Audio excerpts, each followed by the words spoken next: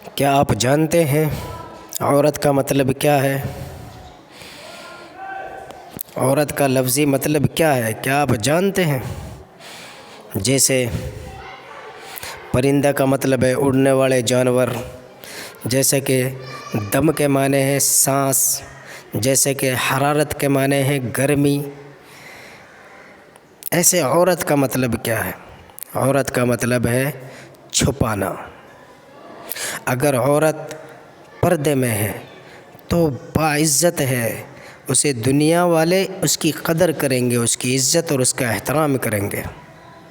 عورت اور دولت دو ایسی چیزیں ہیں، یہ پردے میں اچھی لگتی ہیں اور ان کی خوبصورتی پردے میں ہی زیادہ شوبھا دیتی ہے۔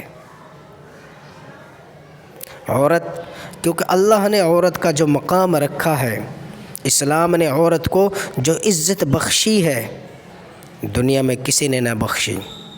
عورت کو اللہ نے جب بیٹی بنایا تو جنت کو واجب کرا دیا۔ جس گھر میں میرے نبی صلی اللہ علیہ وسلم نے فرمایا جس کے وہ پہلے حمل میں بیٹی ہو اسے مبارک ہو،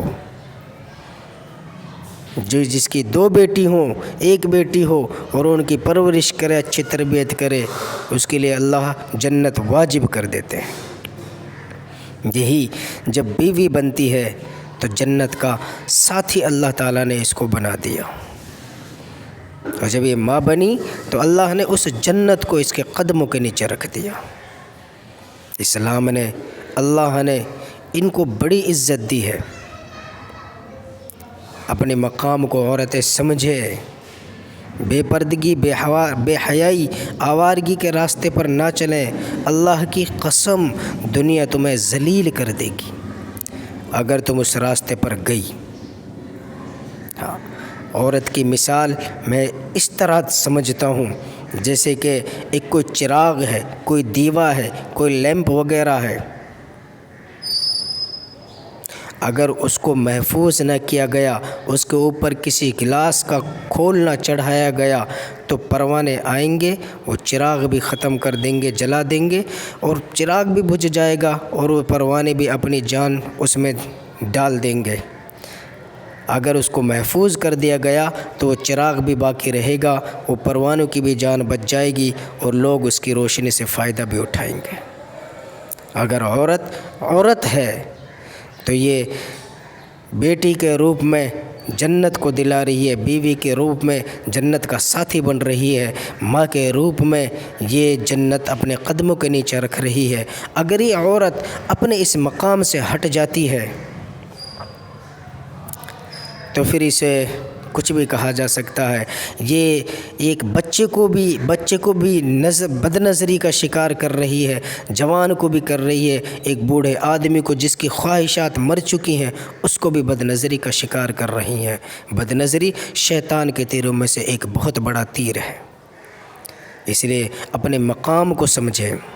اللہ نے تمہارا کیا مقام رکھا ہے؟ اسلام کے اندر اللہ نے عورت کو جو عزتیں دی ہے کسی نے نہ دی، اور اس وقت میں دی ہیں جس وقت میں عورتوں کو لوگ کھلونا سمجھا کرتے تھے، جس وقت میں لوگ عورتوں کو استعمال کرنے کے لیے خرید و فروخت ہوا کرتی تھی، خریدا جاتا تھا، بیچا جاتا تھا۔ مارکیٹ میں، بازار میں جس طرح فروٹ بکتے ہیں، سبزیاں بکتی ہیں، اس وقت میں اللہ نے عورت کو وہ مقام دیا، وہ عزت دی، وہ احترام دیا۔